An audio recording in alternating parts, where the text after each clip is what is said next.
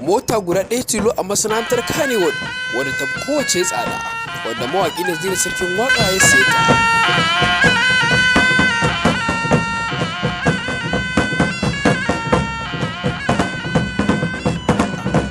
To masu kallon da sauraron mu, kada ku manta da ku danna subscribing, sannan ku danna alamar ƙararrawar sanarwa a cikin tashar tamu ta Raga TV. Muna roƙon ku da ku danna mana ƙararrawa da alamar da subscribing.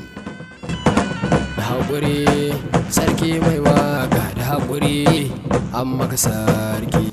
Mota guda ɗaya tilo a masana'antar kanyywood wanda mawaƙi Naziru sarkin waƙa ya siye ta a wannan shekarar.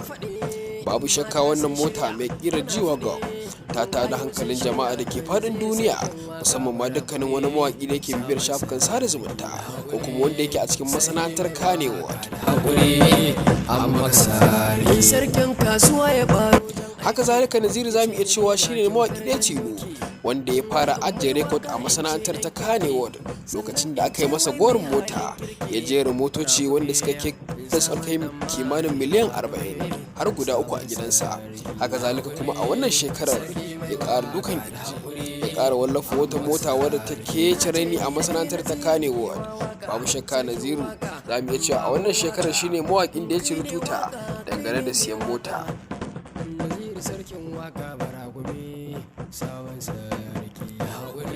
Haka zalika kuma a gefe ɗaya masu kallon sarar mai dan manta ba, babbar jaruman nan da aka yana yaɗa ta a shafukan sada zumunta, Allah ya mata rasuwa a jiya. To babu shakka wannan zance ba haka yake ba, mai suna Ummi Zizi. Haka zalika an yi magana akan mutuwar Ummi Zizi, abin ya kasance yaɗa labarai ne abin yaɗa labarai ne a shafukan sada zumunta. Wannan ba gaskiya bane.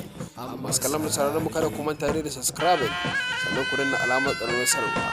Mun gode da kallon tashar Raga TV.